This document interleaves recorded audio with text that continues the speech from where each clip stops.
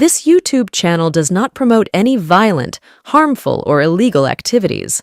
All content provided by this channel is meant for an educational purpose only. বিজেপিতেও কি শুভেন্দু অধিকারীর ভবিষ্যতে রাজনৈতিক ভবিষ্যতে জবনিকা ঘটতে চলেছে? এই নিয়ে কিন্তু জোর জল্পনা কল্পনা শুরু হয়েছে বাংলার রাজনৈতিক মহলে। গত বিধানসভা নির্বাচনের পর থেকে সমানে সামনে থেকে যারা নেতৃত্ব দিয়েছেন শুভেন্দু অধিকারী তার মধ্যে অগ্রগণ্য, এবং এই সামনে থেকে নেতৃত্ব দেবার ব্ল্যাঙ্ক চেক সাপোর্ট কেন্দ্রীয় নেতাদের কাছ থেকে বারবার প্রতিটি নির্বাচনে তিনি পেয়েছেন, এবং শুধু পেয়েছেন না, তিনি কিন্তু প্রতিটি নির্বাচনে ব্যর্থ হয়েছেন। এইসবই কি তার রাজনীতির জীবনে পর্দা ফেলতে শুরু করেছে? লোকসভা নির্বাচনের লজ্জাজনক হারের পর পরপর 4 বার তিনি তার বড় ভাই অমিত শাহের সাথে দেখা করতে চেয়েও অমিত শাহকে পাননি, অর্থাৎ অমিত শাহ তাকে 4 বার সময় দেননি। পঞ্চম দফাতে অবশ্য শুভেন্দু সফল হয়েছিলেন। সেখান থেকে বেরিয়ে এসে রাজ্য সরকারের বিভিন্ন অনাচার, একটা পেন ড্রাইভের গল্প শুনিয়েছেন, কিন্তু ভিতরের খবর, গল্প যা তিনি বলেছেন সেগুলো গল্পই। সূত্র মারফত বেরিয়ে এসেছে একটা চাঞ্চল্যকর তথ্য। শুভেন্দু তার মোটা ভাইয়ের কাছে রীতিমতো ঝাড় খেয়ে ফিরেছেন, অপমানিত হয়ে ফিরেছেন। বাইরে এসে সাংবাদিকদের অন্য গল্প শুনিয়েছেন, কিন্তু কেন্দ্রীয় বিজেপির তরফ থেকে আসল খবরটা ফাঁস করে দেওয়া হয়েছে। সূত্রটা কি? বিজেপির তরফ থেকেই বেরোবে। বিজেপির তরফ থেকে কেন ফাঁস করে দেওয়া হলো এই খবরটা যে শুভেন্দু ঝাড় খেয়েছে?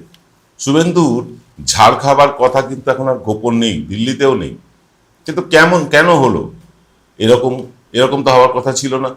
যে শুভেন্দুকে মোটা ভাই চোখে হারাতেন, সেই শুভেন্দুর নেতৃত্ব নিয়ে প্রশ্ন উঠছে কেন?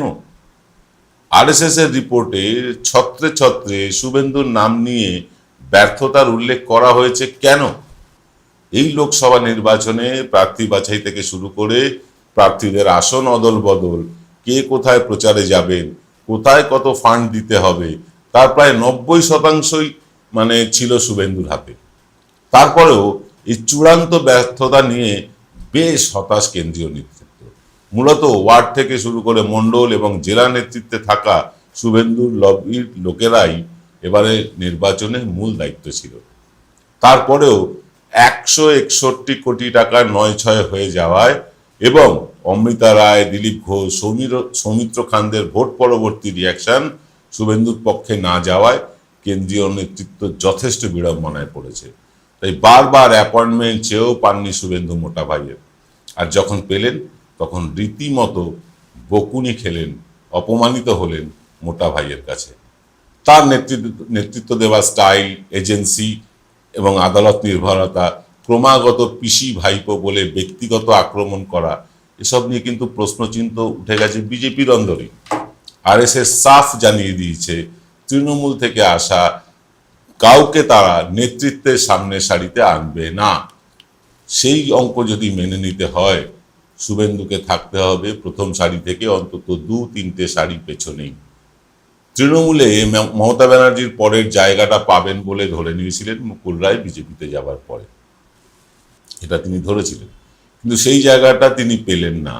বরং অভিষেক ব্যানার্জি দ্রুত গতিতে উঠে আসতেই তিনি বুঝে গেলেন যে তৃণমূল তাকে শুধু 1টা বা 2টো জেলার নেতা ছাড়া আর কিছুই ভাবছে না। আর তার মমতা ব্যানার্জির পরে মুখ্যমন্ত্রী হওয়ার স্বপ্নটা কিন্তু সেখানেই ভেঙে যায়।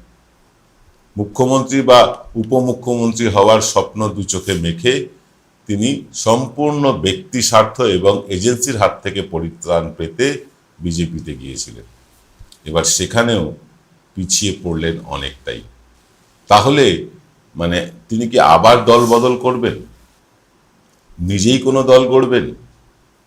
তিনি কি তৃণমূলে ফিরবেন, নাকি পারিবারিক ব্যবসা, সমুদ্রে মাছ ধরার ট্রলার আর পেট্রোল পাম্পের ব্যবসাটাই সামলাবেন? আজ আমরা এক্স ফ্যাক্টরে দেখব শুভেন্দুর বর্তমান এবং ভবিষ্যতের ধূসর ছবিটা।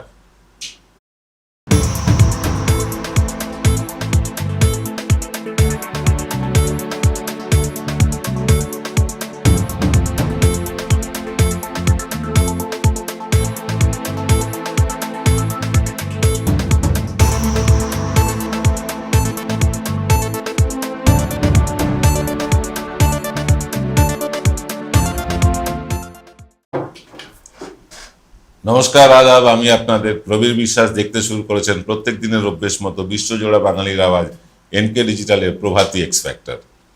আমরা আলোচনা করছি শুভেন্দুর বর্তমান এবং ধূসর ভবিষ্যৎ নিয়ে।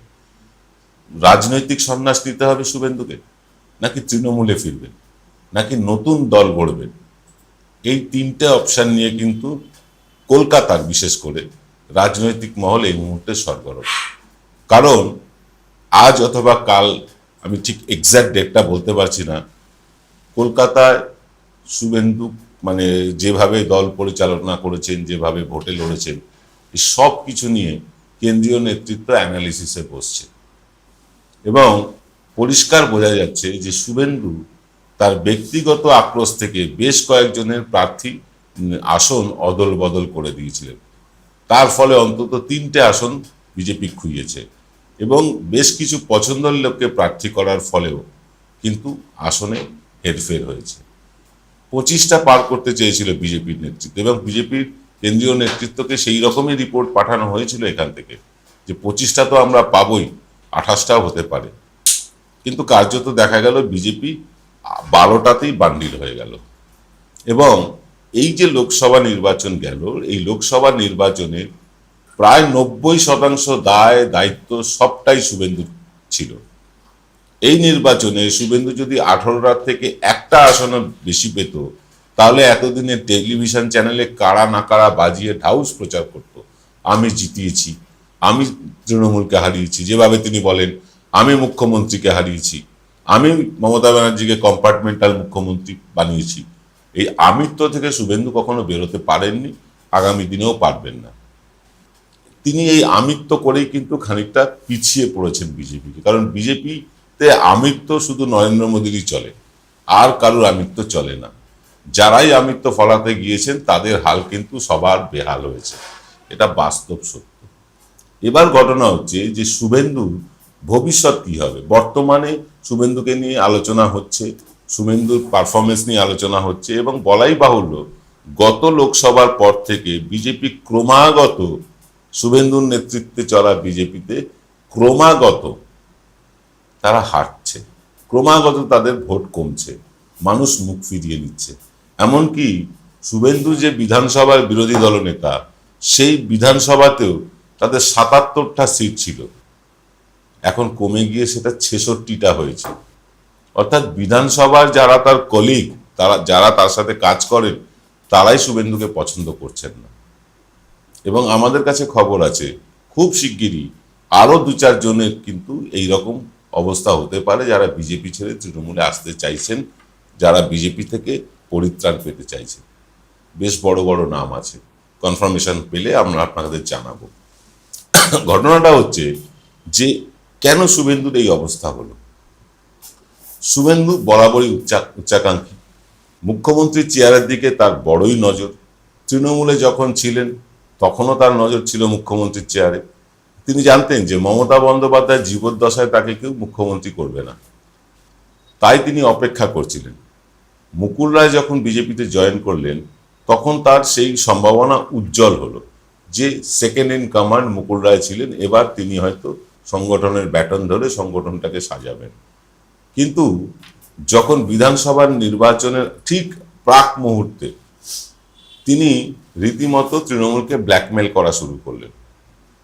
তৃণমূল শেষ পর্যন্ত চেষ্টা করেছিল তাকে রাখার, বড় বড় নেতারা তার সাথে গিয়ে বৈঠক করেছিলেন, বুঝিয়েছিলেন আপনি যাবেন না। কিন্তু 6 বছর আগে থেকে তো বিজেপির সাথে কথাবার্তা সেরে রেখেছেন শুভেন্দু।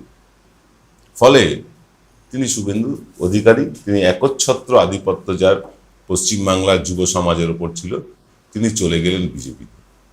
তারও একটা ভ্রান্ত ধারণা ছিল তিনি বিজেপিতে গেলে তার অনুগামীরা, যারা দাদার অনুগামী বলে সারা পশ্চিমবাংলায় ব্যানারে ব্যানারে ছেয়ে দিয়েছিল, তারা সবাই যাবে। কার্যত দেখা গেল শুভেন্দুর সাথে ওই পূর্ব মেদিনীপুরের কয়েকজন ছাড়া আর কেউ গেল না। ফলে শুভেন্দু অধিকারী সেইভাবে জমিয়ে উঠতে পারলেন না প্রথম দিকে বিজেপিতে। তারপরে অবশ্য বিজেপির নেতৃত্ব দিলীপ ঘোষকে ক্ষমতা থেকে সরিয়ে দিয়ে সুকান্ত মজুমদারকে আনলো। যেই সুকান্ত মজুমদারকে আনলো, শুভেন্দু ফিরলেন স্বমহিমায়। তিনি শুধু বিরোধী দলনেতা না, তিনি শুভেন্দু বিরোধী দলনেতার বাইরে গিয়েও একটা রাজ্য সভাপতির যা যা করণীয় তিনি তাই করতে শুরু করলেন, কার্যত সুকান্ত মজুমদারকে রাবার স্ট্যাম্প বানিয়ে। ফলে রাজ্যের পুরো দায় দায়িত্ব শুভেন্দুর ঘাড়ে এসে পড়লো এবং তিনি কেন্দ্রীয় নেতৃত্বকে বোঝাতে সক্ষম হলেন তিনিই একমাত্র নেতা যিনি মমতা বন্দ্যোপাধ্যায়কে হারাতে পেরেছেন। কেন্দ্রীয় নেতৃত্ব বিশ্বাস করলো, তাই তো বিজেপির মানে একমাত্র নেতা পেয়েছি যে মমতা ব্যানার্জিকে হারাতে পারে। ফলে তারা বিশ্বাস করলো শুভেন্দুকে, শুধু বিশ্বাস করলো না, তার হাতে প্রায় ব্ল্যাঙ্ক চেক দিয়ে দিল, করো তুমি তোমার মতন সংগঠন চালাও, আমাদের কিন্তু 25টা সিট চাই। শুভেন্দু আশ্বস্তও করলেন এবং তিনি তার মতন করে খোঁজ খবর নিয়ে কেন্দ্রীয় নেতৃত্বকে রিপোর্টও পাঠালেন। প্রচুর টাকা এলো কেন্দ্র থেকে, সেখান থেকে 161 কোটি টাকা নয়ছয় হয়ে গেল। শুভেন্দু ব্যর্থ হলেন বিধানসভায়, 4টে উপনির্বাচন, যদিও সেই উপনির্বাচনে তিনি খুব একটা মাথা গলাননি, তাও 4টে উপনির্বাচন হারলো বিজেপি। সব মিলিয়ে বিজেপির এখন প্রায় ভগ্ন দশা, একটা ধ্বংসস্তূপে পরিণত হয়ে গেছে বিজেপি। কর্মীদের মধ্যে কোনো উৎসাহ নেই, জোশ নেই, নেতাদের মুখে হাসি নেই, কিন্তু তারা আছেন। এই তারা আছেন জানাতে তারা বারবার ওই আদালত আর টেলিভিশন চ্যানেলের ক্যামেরা, এর বাইরে আর যেতে পারছেন না। ফলে সংগঠনও হচ্ছে না। আজও মানে বিজেপির অসংখ্য বুথ, 80,000-এর মধ্যে প্রায় 40-45,000 বুথ বিজেপির কাছে অরক্ষিত, একটাও লোক নেই। মানুষ কিছু ভোট দেন, যারা তীব্র মমতা বিরোধী মানুষ তারা বিজেপিকে ভোট দেন, তাই বিজেপি 38% ভোট পায়। সংগঠনের জোরে যদি ভোট করতে হয়, বিজেপি এখানে 12-15% বেশি ভোট পায় না। এই রকম অবস্থায় শুভেন্দুর ভবিষ্যৎ নিয়ে চিন্তা হচ্ছে। অনেকে বলছেন, সাংবাদিক যারা আমার বন্ধু বান্ধব আছি, আমরা যারা একসাথে গল্প গুজব করি, আড্ডা মারি, হোয়াটসঅ্যাপে কথা হয়, তাদের মধ্যে অনেকেই বলছেন শুভেন্দু তৃণমূলে ফিরে যাবে, অনেকেই বলছেন। আবার আরেক দল বলছেন যে শুভেন্দু তৃণমূলে ফিরলেও শুভেন্দু আর গুরুত্ব পাবেন না। বিজেপিতে থাকলেও কি পাবেন না, বিজেপিতেও তিনি গুরুত্বহীন হয়ে গিয়েছেন। তৃণমূলে তার ফেরার রাস্তা বন্ধ করবেন অভিষেক ব্যানার্জি নিজে, কারণ মমতা বন্দ্যোপাধ্যায় অনেক উদারপন্থী। তিনি কিন্তু মানে তাকে কেউ গালাগাল দিলেও, তাকে খুব নোংরা কথা বললো, পরে গিয়ে তার পাশে গিয়ে দাঁড়ালে তিনি সবাইকে ক্ষমা করে দিতে পারেন। অভিষেক বন্দ্যোপাধ্যায় কিন্তু ততটা ক্ষমাশীল না, তিনি খুব প্রফেশনাল। তাকে কেউ যদি গালাগাল করে তিনি তার ধারে কাছে মারান না এবং তাকে ঘেঁষতেও দেন না, এটা বাস্তব চরিত্র ওনার। তো যাই হোক, তৃণমূলে তার হয়তো ঢোকা হবে না। তাহলে তিনি কি নতুন দল গড়বেন? মেদিনীপুরে একটি দল ইতিমধ্যে ফর্ম করেছে যার নাম হচ্ছে তাম্রলিপ্ত কংগ্রেস। তিনি কি সেই তাম্রলিপ্ত কংগ্রেসের নেতৃত্ব দেবেন? তাম্রলিপ্ত কংগ্রেসের নেতৃত্ব দিয়ে তিনি কি নতুন দল গড়ে তিনি রাজ্যের মুখ্যমন্ত্রী হতে পারবেন? সম্ভাবনা তো শূন্য। আমরা এইসব নিয়ে কথা বলবো, তবে ছোট্ট একটা বিরতি নিয়ে নিতে হবে। তারপর জয়গুরু রত্নভান্ডার জ্যোতিষ সীমা, এখানে গোল্ড মেডেলিস্ট জ্যোতিষী বসেন। হাই কোয়ালিটির আসল গ্রহরত্ন সবচেয়ে কম দামে এখানে পাওয়া যায়। স্থান বেলঘড়িয়া রানী পার্ক, বটতলা, 2 নম্বর রেলগেটের নিকটে। 9681345722 এবং 9007778922। আকাশগঙ্গা ক্যাটারার আপনার বাড়ি যে কোনো অনুষ্ঠান, বিবাহ, অন্নপ্রাশন, অফিস পার্টি, বিবাহ বার্ষিকীর অতিথি আপ্যায়নের বিশ্বস্ত প্রতিষ্ঠান আকাশগঙ্গা ক্যাটারার। আমাদের ফোন নাম্বার হলো 8240033987। ফিল্ম বিরতির পর আপনারা দেখছেন সকালের এক্সপেক্টার এনকে ডিজিটালের পর্দায়। আজ বিকেলে কোনো এক্সপেক্টার সম্প্রচারিত হবে না, হবে রাতের এক্সপেক্টার, যেমন রাত 9টায় দেখছেন তেমন ভাবি। আমরা শুভেন্দুর বর্তমান এবং ভবিষ্যৎ নিয়ে চিন্তিত। বর্তমান তো বিষবাও জলে গিয়েছে, কারণ বিজেপির কনফিডেন্স তিনি হারিয়েছেন, বিজেপি নেতৃত্বের কনফিডেন্স হারিয়েছেন, বারবার তার উপর বিজেপি ভরসা করেছে এবং তিনি ডুবিয়েছেন। তাহলে ভবিষ্যৎ নতুন দল গড়বেন না, সেরকম কোনো সম্ভাবনা নেই, কারণ শুভেন্দু এটা ভালো করে জানেন নতুন দল গড়লে তার বিরুদ্ধে থাকা যে সিবিআই ইডির কেসগুলো আছে সেগুলো নতুন করে মাথা চাড়া দেবে এবং তাতে করে কি হবে, তিনি সুস্থভাবে সুস্থ শরীরে দল করতে পারবেন না, জেলও খাটতে হতে পারে, এটা তিনি জানেন। এবং যেভাবে শুভেন্দু তৃণমূলে থাকাকালীন 6 বছর ধরে বিজেপির সাথে যোগাযোগ রেখেছিলেন, বিজেপির নেতাদের সন্দেহ তিনি এখন বিজেপিতে আছেন কিন্তু তলায় তলায় তৃণমূলের সাথে যোগাযোগ রাখছেন। কারণ তিনি যদি একবার মানে তৃণমূলের সাথে বিট্রে করে বিজেপির সাথে লুকিয়ে সম্পর্ক রাখতে পারেন, তাহলে বিজেপিতে থেকে তৃণমূলের সাথে সম্পর্ক রাখছেন না, এটা কথা কে বলতে পারে? এই প্রশ্ন কিন্তু বিজেপির মধ্যে থেকেই উঠছে। এবং তার প্রতি যে আস্থা, বিশ্বাস, ভরসা ছিল সেটা ক্রমশ বিলীন হয়ে গিয়েছে। মানে আমি বলবো না কমেছে, শেষ হয়ে গিয়েছে। তার প্রতি কেন্দ্রীয় নেতৃত্বের আর কোনো আস্থা নেই, যার জন্যই তিনি চারবার অ্যাপয়েন্টমেন্ট চেয়ে পাননি অমিত শাহের দেখা। পঞ্চমবার দেখা পেয়েছেন, বেরিয়ে এসে গল্পগাছা করেছেন। আসল ঘটনা তো আপনাদেরকে বললাম। এবার ঘটনা হচ্ছে তাহলে তিনি কি করবেন? দেখুন, একটাই অপশন ওনার কাছে খোলা আছে বর্তমানে। উনি যদি ওনার মান সম্মান বাঁচিয়ে রাখতে চান, মানে জনসমাজে ওনার যে মান সম্মান আছে সেটা বাঁচিয়ে রাখতে চান, তাকে রাজনৈতিক সন্ন্যাস নিতে হবে। অন্য কোনো অপশান নেই। কংগ্রেসে গিয়ে তিনি তেমন সুবিধে করতে পারবেন না। রাহুল গান্ধী তাকে নেবেন কিনা জানি না। যদি নেন, কংগ্রেসের কোনো সংগঠনই নেই, কিন্তু মানে কংগ্রেসের কিছু ভোট আছে, 3-4% ভোট আছে, সেই নিয়েই তাকে সন্তুষ্ট থাকতে হবে। তিনি বাড়িয়ে 5% করবেন, মুখ্যমন্ত্রী হতে পারছেন না। আর বিজেপির যে অবস্থা পশ্চিমবাংলায়, এই রকম অবস্থা চলতে থাকলে আগামী 25 বছরে বিজেপি ক্ষমতায় আসবে না। এবং শুভেন্দু ততদিনে কিন্তু মানে বৃদ্ধ হবেন এবং রাজনীতি থেকে অবসর নিতে হবে তাকে। শারীরিক কারণে অবসর নিতে হবে। এখনই প্রায় 50-55 বছর বয়স। 25 বছর পর তিনি কতটা সুস্থ থাকবেন সেই নিয়ে একটা প্রশ্নচিহ্ন তো জাগেই, সাধারণভাবে সাধারণ মানুষেরই হয়। ফলে শুভেন্দুর মুখ্যমন্ত্রী, উপমুখ্যমন্ত্রীর পদ পাওয়া হচ্ছে না। তা তিনি বিজেপিতেই থাকুন, বা তৃণমূলে যান, বা নতুন দল করুন।